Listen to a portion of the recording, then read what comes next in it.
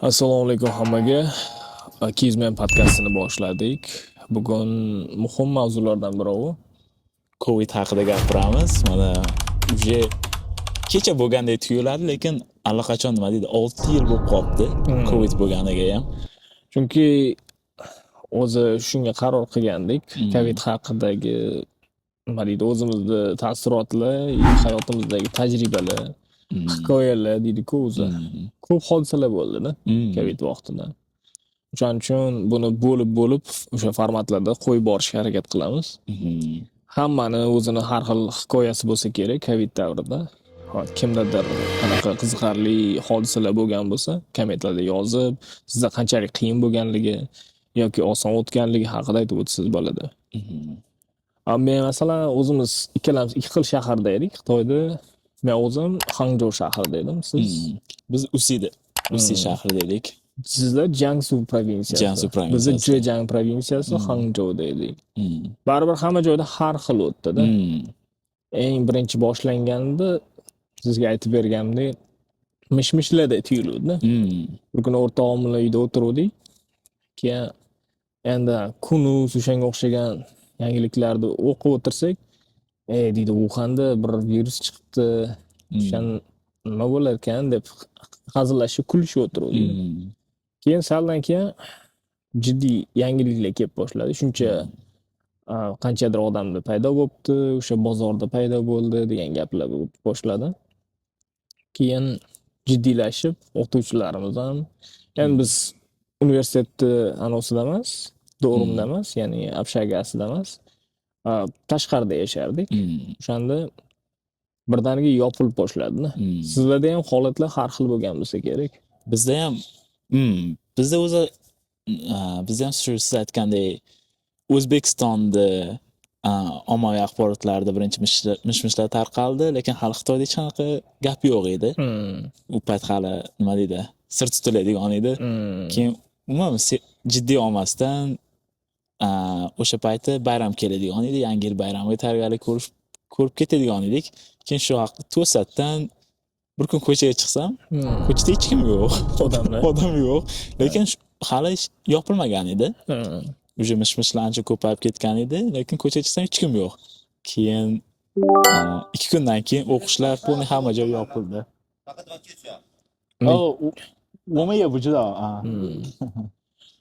Keyin qarang, xuddi siz aytganga o'xshagan hodisa bo'lgandi. Siz ko'chaga chiqdim, hech kim yo'q dedingiz-ku.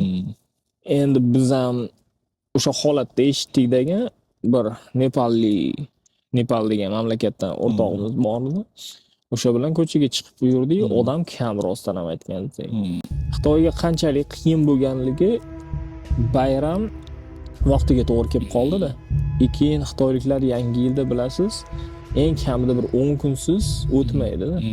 Chunki masalan bir 10 kunsiz butun Xitoy to'xtaydi-da. Butun Xitoydagi zavodlar, korxonalar, har bir restoranlar hammasi yopiladi. Bular endi o'sha Bahor bayramini nishonlashga o'tadi. Eng yomon kelganligi o'sha vaqtga to'g'ri kelib qoldi. Chunki o'zi ta'minlamay qoldi-da. Eng yomon qismi. Chunki o'sha o'rtog'im bilan ko'chada yuribmiz. Endi vahimali yangiliklar eshityapmiz. Shuncha bo'ldi. Hali bu yoqqa kelyaptimi yo'qmi bilmayman. Maska qidirib boshladik. Aptekalarni qidirib yuribmiz. Maska yo'qda. Keyin tasodifan bir aptekaga to'g'ri kelib qoldik ko'chada. Maska olib kelayotgan ekan. 3 ta blokdan olib keldi.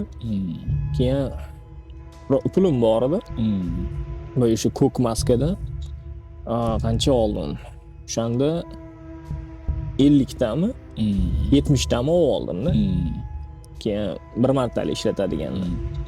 Keyin yonimda bitta odam kirib keldi-dagi termometr bilan maskalar olyapti ham so'rab. Bitta termometrda 350 yuan dedi. Qanday peshonasiga aniq qilib o'lchaydigan bor-ku. Odatda onlayn marketlarda 35 yuanga olsangiz bo'ladigan-da. 10 baravar qimmatga sotishdi-da o'sha vaqt. Keyin maskaning narxi ham hali uncha qimmatlashmaganda. Undan keyin juda ham oshib ketdi-da. Sizlarda ham maska topish qiyin boshlandimi shunaqa? Bizda ham o'sha payti o'qish yopilib qolgandan keyin hech qayerdan maska olishga imkon bo'lmay qolgandi. Keyin o'qishdan shu haftasiga bitta maska berib turishardi. Ha, to'g'ri aytdingiz, chunki bir kuni o'qituvchimiz chaqirdi, endi Covid boshlandi. Kim qayerda qolgan bo'lsa, siz kvartirada qolib ketdingizmi yoki o'rtog'ingiz bilan yashaydigan hovlidami yoki siz masalan o'qishni yotoqxonasida bo'lsangiz, o'sha joyda qoldingiz. Shu joydan qimirdamasligingiz kerak. Shunaqa buyruq keldi, o'qituvchimiz chaqirdi-da aytdi, haftada bir martadan sizlarga N95 maskasini berib turamiz. Bitta o'sha N95 ni haftada bir marta ishlatishga. Ya'ni bir marta degani har hafta bittani yangilaysizda ko'chaga chiqib kelish uchun. Endi ko'proq shunaqa qiziqarli voqealarni ham aniq qilamiz, chunki faqat stress bilan o'tkazmaslikka harakat qilib. O'sha. Chunki bir yangilik ko'rib qolganim, ya'ni hamma har xil narsani olib yuruvdi. Xitoyda mana qaranglar, nima deydi? Vahimali yangiliklarni ko'ryapsizlar, lekin mana supermarketlar ishlab turibdi deb shunaqa videolar ham chiqdi. Lekin bir hind boladan savol berib qolishdi-da. O'zbeklar video olib yuruvdi. Hind boladan savol berib qoldi. Sen deydi, ishonasanmi shu Covid tugashiga dedi. Endi boshlandi. Shu birinchi yil bo'lib turgan vaqtda. Keyin aniq esimda o'sha hind bolaning nima deganligi. Aytdi, bizda dedi ilm fan уже rivojlanib ketdi dedi. Men bunga 100% ishonaman. Ilm fan o'shani hozirgi Covid bemalol yengadi bunaqa viruslarni dedi.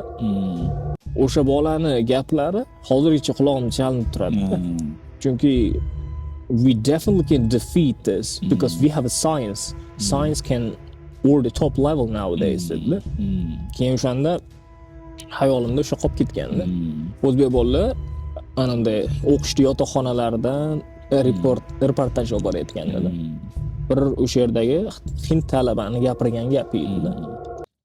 Sizlarda ham yotoqxonada qolgansizlar sizlar? Bizda ham shunaqa edi. Masalan, endi mana virus esingizda bo'lsa, o'sha paytda onlayn platformalar bo'lardi.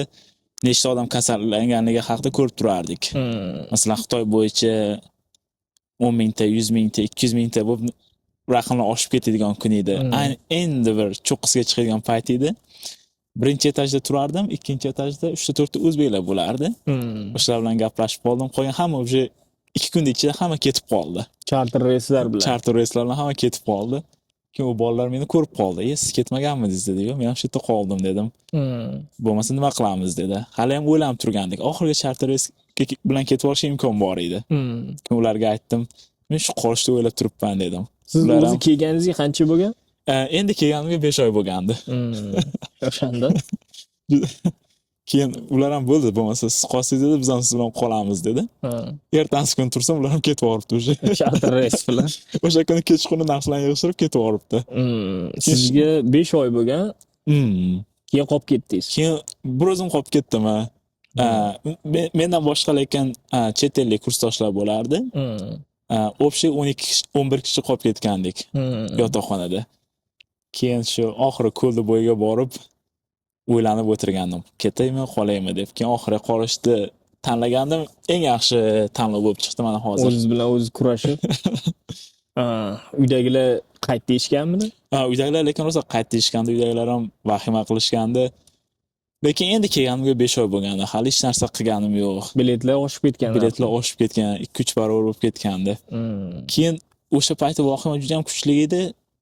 Bilib turgandim, 1-2 yilda anaqa yopilib ketadigan ish emas edimda. Ko'proq vaqt olsa kerak deb o'ylagandim. Keyin agar qaytganimda ham 1-2 yil agar 1-2 yil ichida qaytib kelmaganimda shu bilan qaytib kelmasdim. Keyin o'zimga o'zim aytganim. Yaxshi ham qaytmagan ekansiz.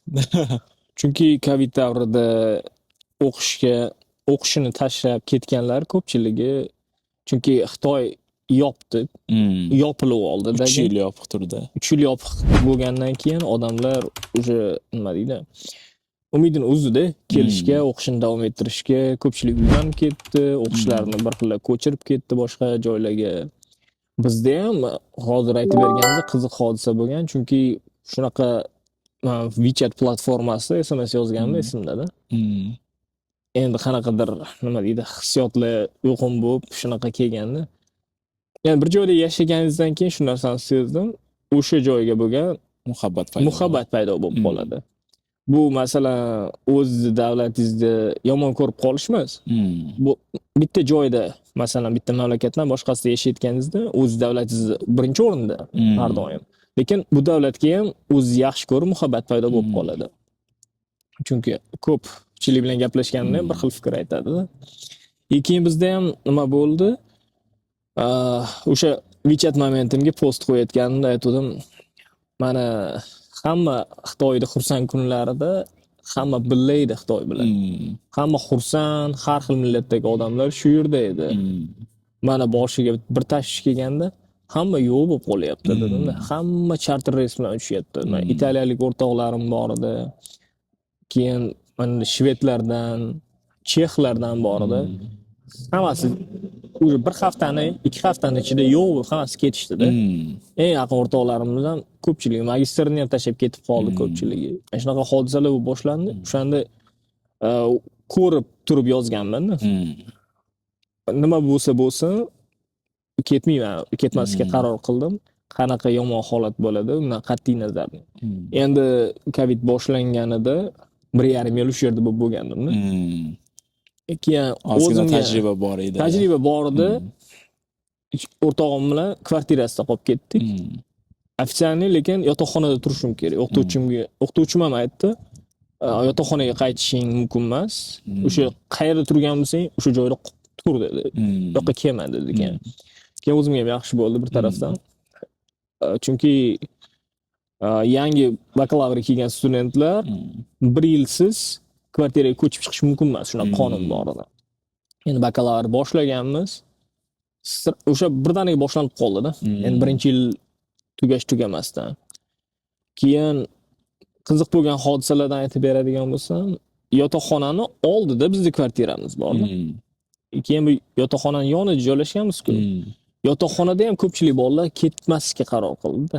Kamida bir 8 tacha o'zbek bola bor edi. Biz masalan, men bilan yana bitta o'rtog'im bemalol ko'chaga chiqib kelamiz, chunki kvartirada turamiz. Militsiyalar bir tekshirib ketardi. Uni ham boshqa qiladigan ishi ham bor-da, militsiyani ham. Sizni tekshirib yura olmaydi.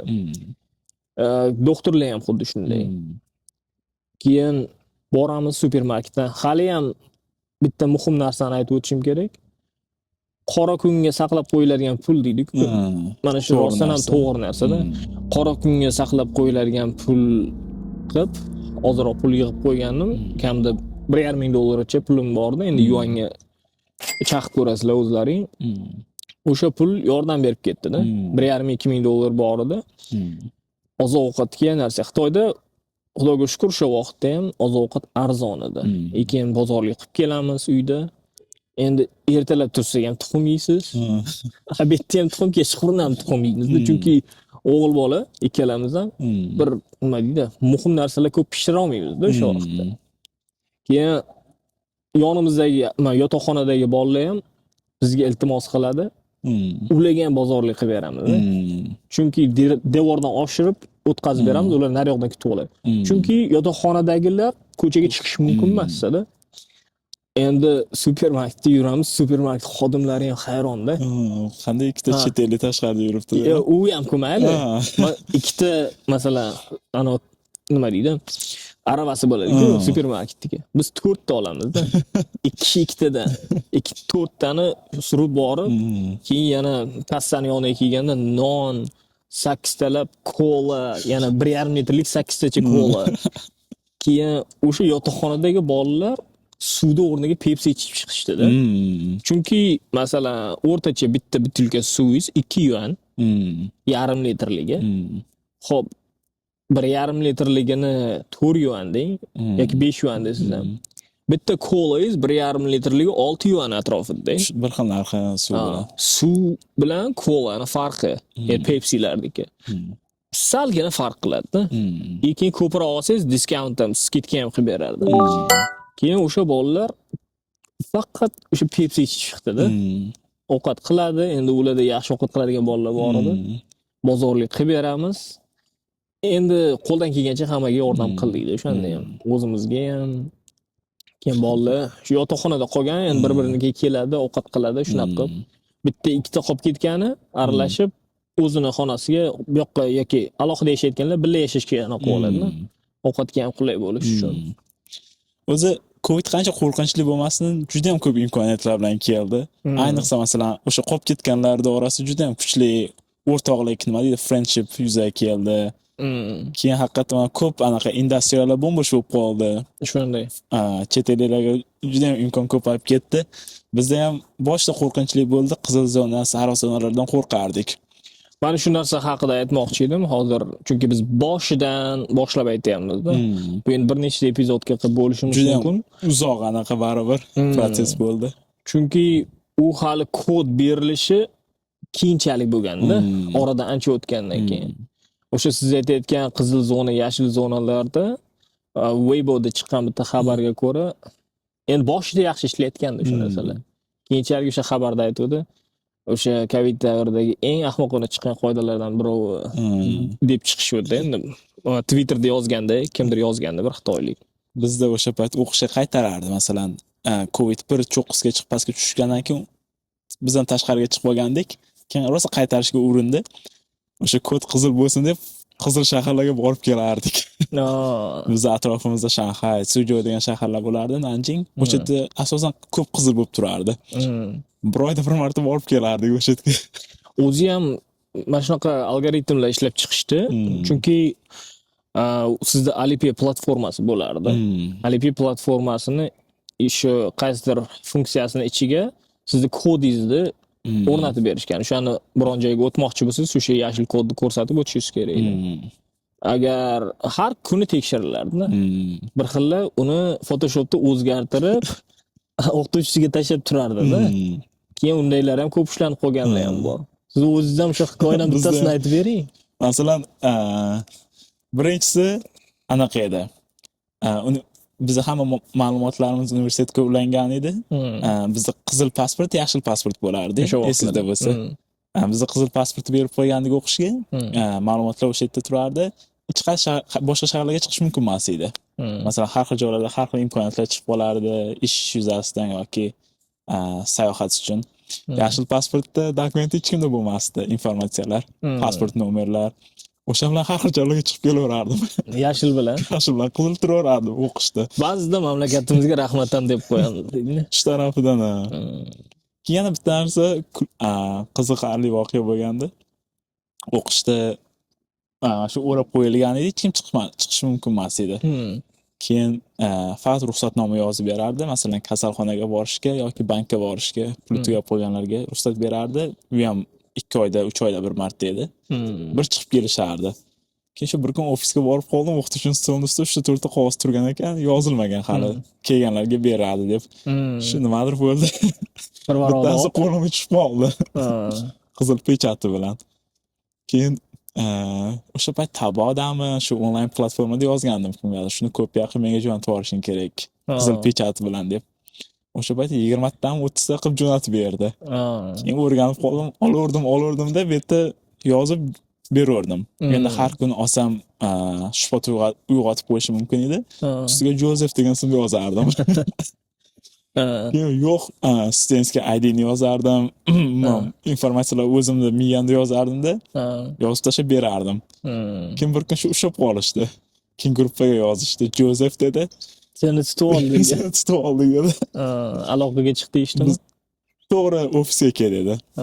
Keyin gruppada o'sha 11 ta kursdoshlar o'tiribmiz. Hamma hayron. Kim u Joseph? Bizda Joseph degan bola yo'q edi dedi.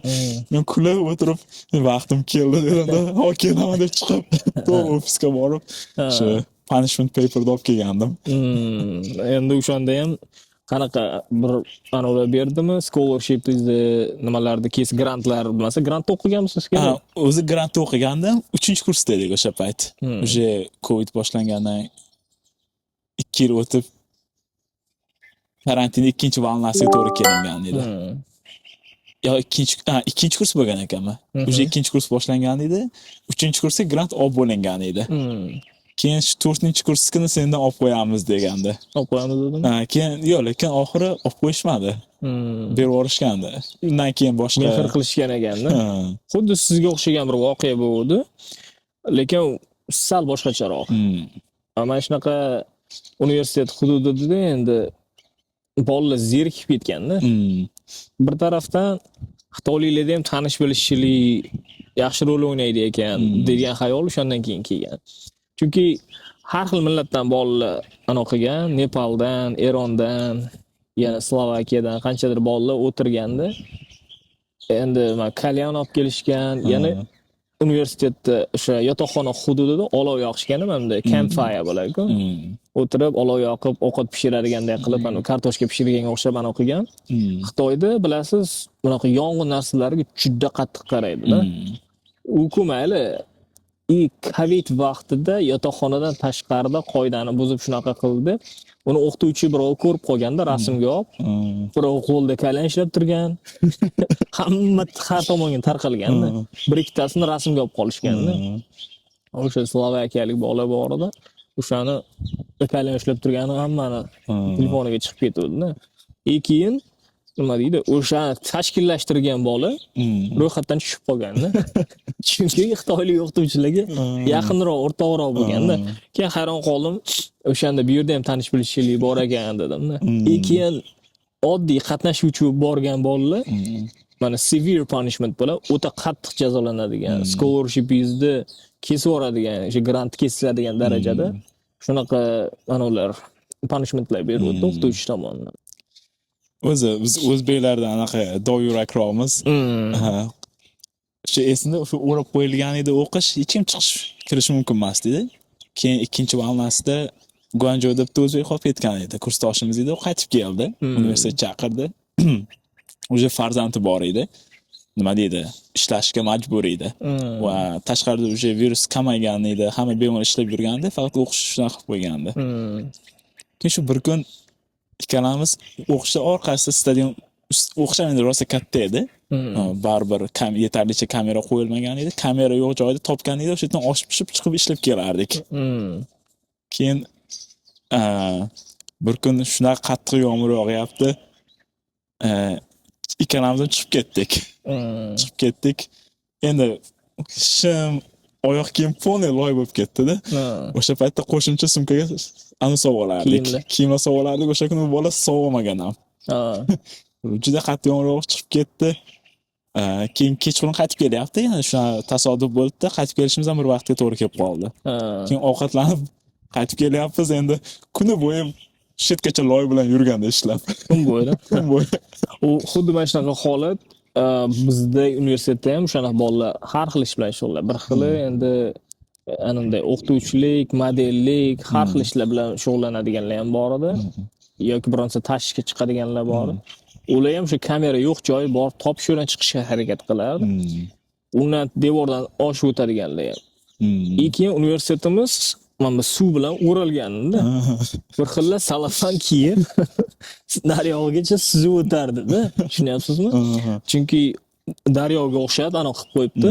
O'shani suzib o'tishingiz kerak edi. Boshqa ilojingiz yo'q-da. Endi Covid vaqtida ham pul topish kerak edi-da bu yerda.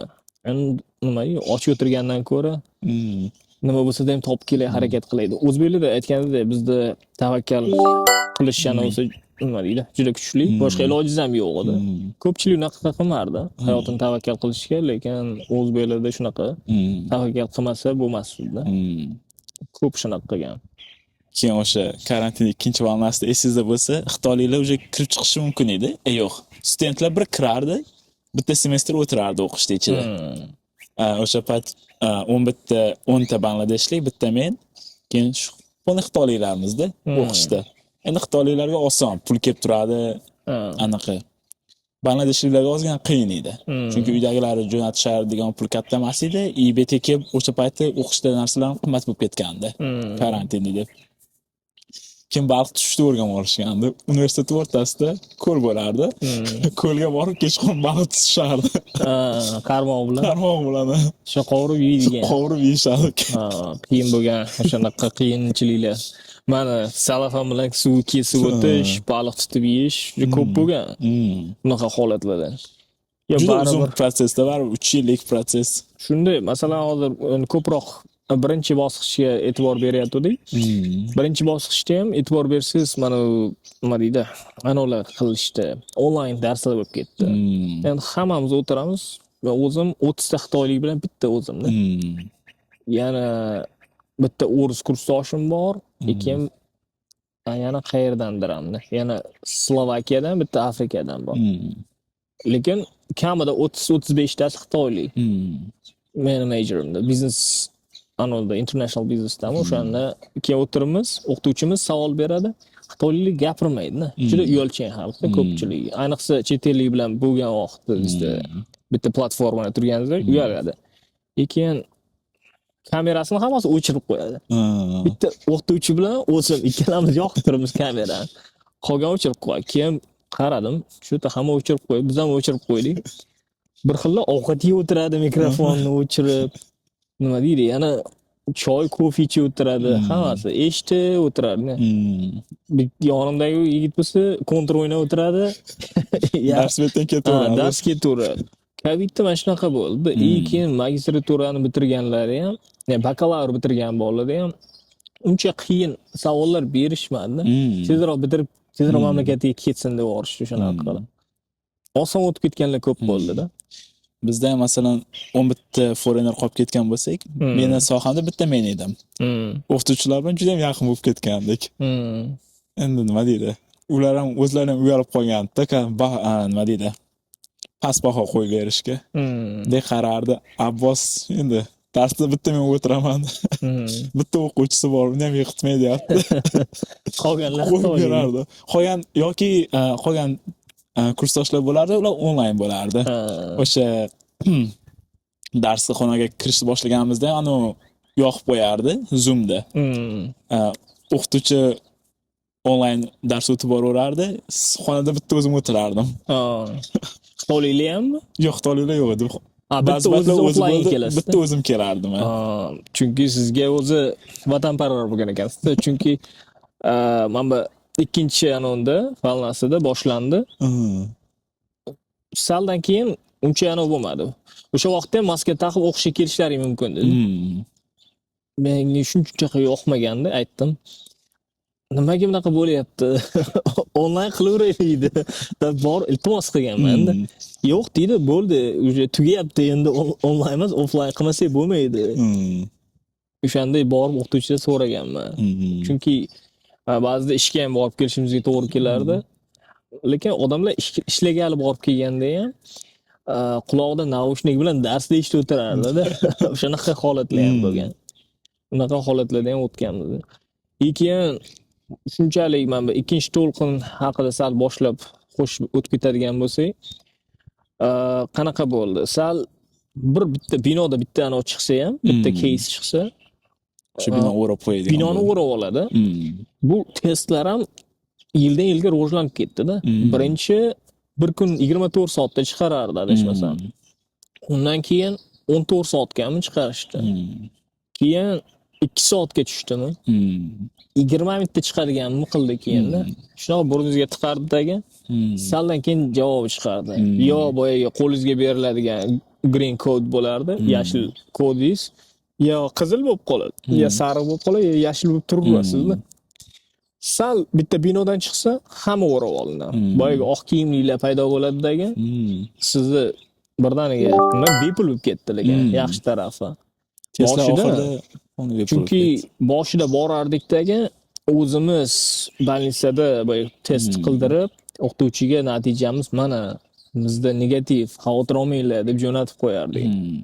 Hayotimizga ko'p aralashmanglar deb. Keyinchalik majburiy test bo'lib ketdi-da. O'sha oxirgi 48 soat yoki 24 soatda bo'lmasa, oddiy mana targoviy sentrlarga ham kira olmaydigan bo'lib qolingandi. Shunaqa bo'lib ketdi. Chunki tasodifan taksida yoki anonda nima deydi? Mototsikldan nimada bo'lsa ham, o'sha qizil hududda, sariq hududdan o'tib ketsangiz, siz GPS'ingiz avtomatik ushlaydi-dagi. Sizning kodingiz ham yo sariq yo qizil bo'lib qoladi.